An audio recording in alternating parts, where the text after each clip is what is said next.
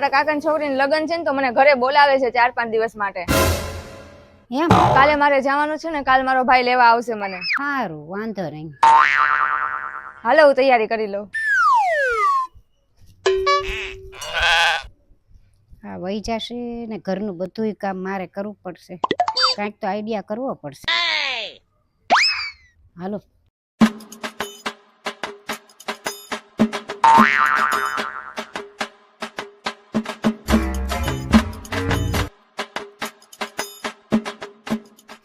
મનીષા, હા મમ્મી.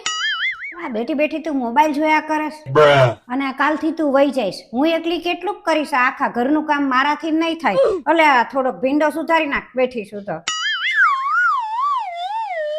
ભીંડો સુધારી લે ને ત્યાં સુધી બીજું કામ આપી દઉં એને. જો સુધારાઈ ગયો ભીંડો? ના ના, હજી બાકી છે. તો પછી છે ને એક કામ કરજે. હવે ઠંડી વહી ગઈ ને, હવે તડકો શરૂ થઈ ગયો. આ બધા ઠંડીના જે કપડા હતા ને, બધા ગરમ ને આ ચાદર ને ટુવાલ ને એ બધું તું આજ ધોઈ નાખજે. પછી હું એકલી કેટલું કરી શકું? મારા એકલાથી કાંઈ નહીં થાય. મારાથી નો થાય. હાલે.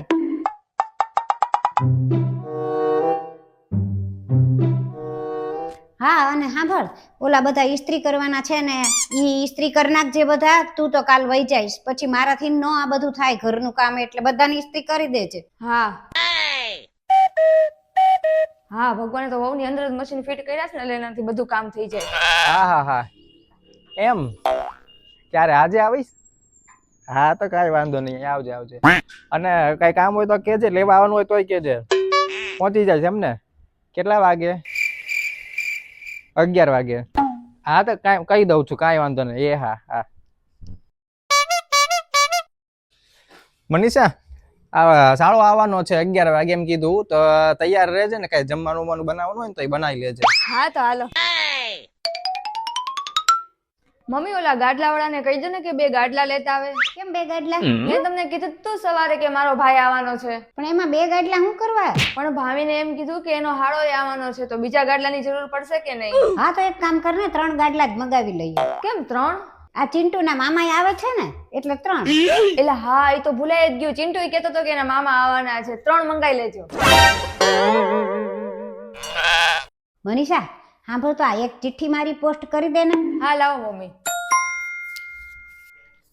આ મમ્મીએ ચિઠ્ઠીમાં શું લખ્યું હશે? લાવો તો વાંચું.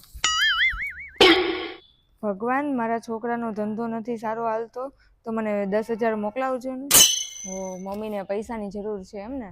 એક કામ કરું, હું આપી દઉં. બિચારાને કઈક કામ હશે. મારી પાસે તો 5,000 છે. એક કામ કરું, 5,000 આપી દઉં.